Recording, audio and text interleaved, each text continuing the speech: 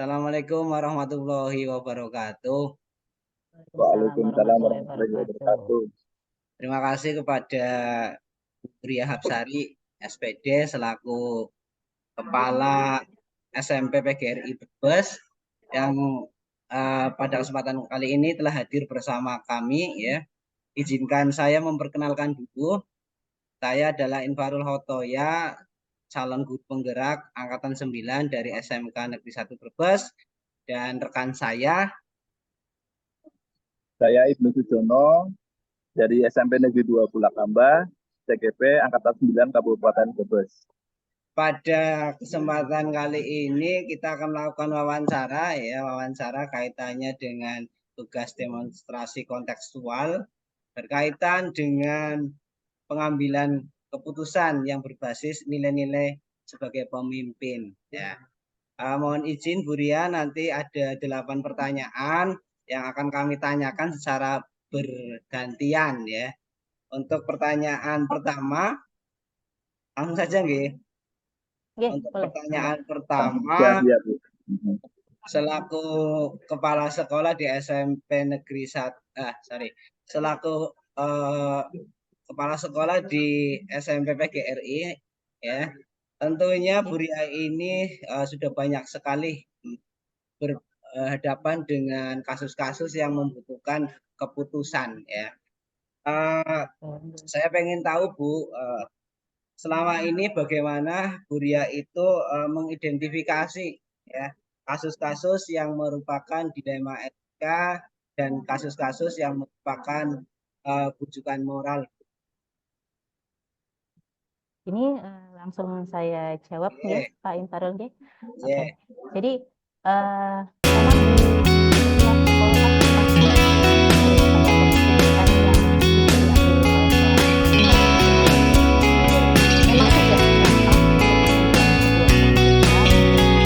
semuanya harus dianalisa baik-baik. Menurut saya yang termasuk dalam dilema etika adalah apabila sesuatu keputusan itu sama-sama memiliki nilai benar. Jadi memang benar dan benar sebuah keputusan yang harus diambil dengan kebenaran yang sama gitu ya. Tapi kalau yang bujukan moral adalah sebuah keputusan yang diambil apabila satunya memiliki nilai kebenaran dan satunya dapat dikatakan salah gitu. Mungkin itu untuk dilema etika dan bujukan moral. Baik Bu, terima kasih. Tadi jawabannya telah disampaikan oleh Ibu Ria bahwa ada beberapa kasus yang sering terjadi di sekolah yang Ibu pimpin. Ada kasus yang dilema etika ya Bu ya tadi ya, benar lawan benar ya Bu ya. Betul. Ya, betul. Pertanyaan selanjutnya sini Bu. Jadi selama Ibu menjalankan tugasnya, terus pengambilan keputusan di sekolah yang Ibu pimpin itu, terutama kasus-kasusnya itu ada dua kepentingan yang sama-sama benar atau yang sama-sama mengandung nilai kebajikan itu. Jadi ada kasus yang kepentingannya yang sama-sama benar atau sama-sama yang mengandung nilai kebajikan. Betul. Apa yang saya putuskan gitu maksudnya? Iya. Oke. Jadi untuk mengambil keputusan dengan kasus dilema etika itu memang harus ada analisa yang betul-betul mungkin kalau dalam pengambilan sebuah keputusan itu kan pasti kalau dulu itu ada yang namanya sampai sekarang mungkin digunakan ya yang namanya analisis SWOT ya. Jadi nanti kita harus menganalisa satu persatu apa yang baiknya bagaimana, kelemahannya di mana gitu. Jadi nanti untuk mengambil keputusannya itu kita juga lebih mengutamakan kira-kira yang urgen itu yang mana gitu. Jadi kita melihat juga urgenitasnya, apabila lebih urgen yang A, maka kita ambil keputusan yang A dulu. Mungkin itu Pak Ibnu. Oke, baik. Ya, lanjut Pak. Baik, pertanyaan selanjutnya Bu. Berkaitan masih topik pengambilan keputusan yang untuk menyelesaikan suatu masalah yang berkaitan dengan dilema etika ini ya. Langkah-langkah atau prosedur seperti apa yang biasa Bu Ria ini terapkan untuk pengambilan keputusan pada kasus dilema etika ini? Oke. Monggo, Bu. Jadi selain mengambil analisis secara pribadi ya, saya juga perlu mempertimbangkan gitu ya. Mungkin jadi kita kan juga, saya sebagai pengambil keputusan, tapi saya punya rekan-rekan yang harus saya ajak bicara gitu ya, supaya nanti keputusan yang saya ambil itu juga tidak meleset, tidak dapat diterima dengan baik oleh teman-teman guys. Jadi memang harus ada beberapa orang yang mungkin saya ajak bicara. Tentunya beliau-beliau yang pemangku-pemangku kebijakan. Di sini ada wakakurikulum gitu nggih, ada para waka ya, intinya ada waka kesiswaan. Beliau-beliau ini akan saya ajak bicara untuk mengambil keputusan yang terbaik untuk semuanya. Oke. Baik, jadi dalam mengambil keputusan langkah-langkahnya itu saling berkolaboratif kerjasama dengan hanya Bu ya, wakil-wakilnya Bu ya. Betul. Baik, saya lanjutkan pertanyaan yang selanjutnya Bu, yang keempat. Hal-hal apa saja yang selama ini Ibu anggap efektif dalam pengambilan keputusan pada kasus-kasus dilema etika Ibu? Hal-hal apa saja yang dianggap efektif untuk pengambilan keputusan dalam dilema etika? Oke, jadi untuk mengambil keputusan mengenai dilema etika, memang di mana-mana itu yang namanya dilema etika, namanya saja dilema ya Pak ya, yang namanya dilema itu pasti sesuatu yang susah, mungkin bukan hanya etika, dilema yang lainnya juga susah gitu ya. Nah, itu tadi memang harus ada banyak hal yang saya pertimbangkan gitu ya, termasuk tadi kita berkolaborasi dengan pihak-pihak terkait gitu ya, siapa yang bisa saya ajak bicara, mungkin apabila tergantung keputusan yang harus saya ambil ini, apabila memang berkaitan dengan masalah anak misalnya gitu ya, masalah peserta didik, maka saya harus bekerja sama dengan kurikulum kesiswaan, dengan guru BK, dengan orang tua murid gitu ya, semua pihak-pihak yang memang terkait pasti harus kita bekerja sama mengambil keputusan yang terbaik untuk semuanya itu nanti bagaimana. Baik sekali ya Bu ya. Lanjut Pak. Oke, lanjut pertanyaan selanjutnya nggih. Monggo. Ketika Bu Ria ini mengambil keputusan ya yang dihadapkan pada kasus dilema etika ini, tentunya akan memunculkan tantangan tersendiri ya. Karena ibaratnya itu mundur kena, maju pun kena ya. Saya pengen tahu Bu, tantangan yang dihadapi Bu Ria ini ketika harus mengambil keputusan ya untuk menyelesaikan masalah yang berkaitan dengan dilema etika Bu.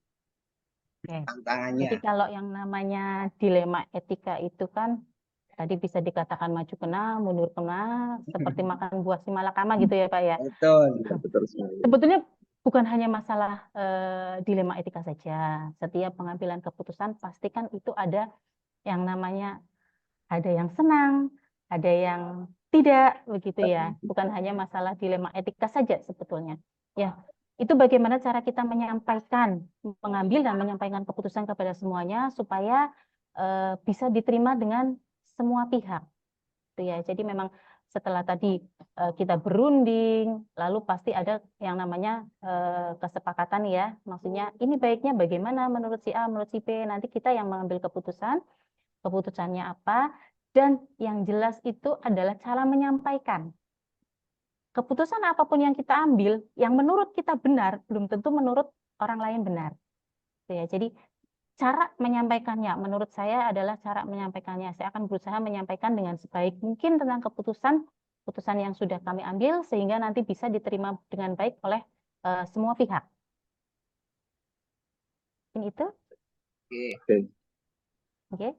Ya, saya lanjutkan ya Bu ya. Jadi dalam pengambilan keputusan tersebut, apakah Ibu itu membutuhkan waktu khusus untuk penyelesaian kasus yang Ibu selesaikan? Terus apakah langsung di tempat atau di ruang tersendiri Ibu? Gitu. Terus bentuk yang bentuk atau prosedur apa yang Ibu bisa jalankan untuk menyelesaikan kasus tersebut? Jadi keputusan itu kan ada yang kita ambil on the spot ya. Jadi misalnya ada sesuatu hal yang memang harus segera kita beri jawaban, gitu nih. Harus segera kita beri jawaban, atau ada hal-hal yang sekiranya memang harus kita bicarakan, harus kita pertimbangkan, harus kita cari bukti-buktinya dahulu. Pasti itu membutuhkan waktu yang tidak di tempat pada saat itu juga, gitu ya. Jadi memang tergantung urgensinya, tergantung permasalahan yang akan dihadapi.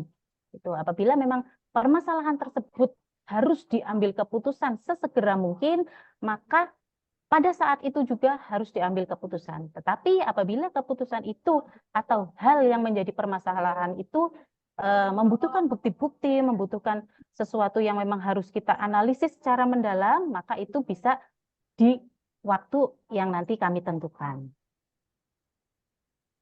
Itu Pak, enggak? Oke, Nah, pertanyaan selanjutnya Bu. Ketika Ibu Ria ini mengambil keputusan ya, mungkin bisa diceritakan ya, mungkin adakah seseorang atau faktor-faktor yang nantinya akan mempermudah Bu ketika menentukan keputusan mana yang harus diambil. Faktor-faktor atau seseorang yang Ya, mempermudah yang pengambilan membantu keputusan Ibu gitu ya itu Pak. ya. Oke, jadi memang di kami kebetulan memang sekolah yayasan gitu Pak. Jadi memang di atas kami masih ada yayasan gitu ya. Jadi misalnya memang keputusan itu contohnya untuk mengenai pengambilan adanya guru-guru baru gitu nih Pak, guru-guru baru itu memang kami harus melibatkan dari pihak yayasan gitu. Jadi memang beberapa pihak tadi ya seperti yang saya sudah katakan, kalau untuk pengambilan keputusan yang memang intern di dalam itu yang kami libatkan ya berarti orang-orang yang ada di dalam. Tapi apabila misalnya hubungannya adalah dengan tenaga kependidikan atau tenaga pendidik baru yang kebetulan kemarin juga ada beberapa yang lepas nih Pak masuk ke dalam P3K dan sebagainya gitu berarti kan kami memang membutuhkan guru-guru baru. Untuk hal yang seperti itu memang kami melibatkan pihak yayasan kami gitu. Jadi memang dalam pengambilan keputusan itu tidak hanya saya langsung saklek ini menurut saya seperti ini begitu. Jadi memang ada beberapa yang harus dipertimbangkan, masukan-masukan dari teman-teman. Toh notabene tetap saya yang nanti harus mengambil keputusan.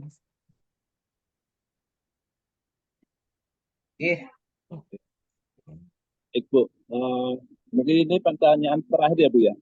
Oh, Ya, jadi dari semua hal yang telah Ibu sampaikan tentang pengambilan keputusan, tentang apa siapa saja yang bisa diajak untuk berdiskusi, gitu ya. Terus yang ini pembelajaran apa yang dapat Ibu petik dari pengalaman Ibu mengambil keputusan dilematika ini, Bu?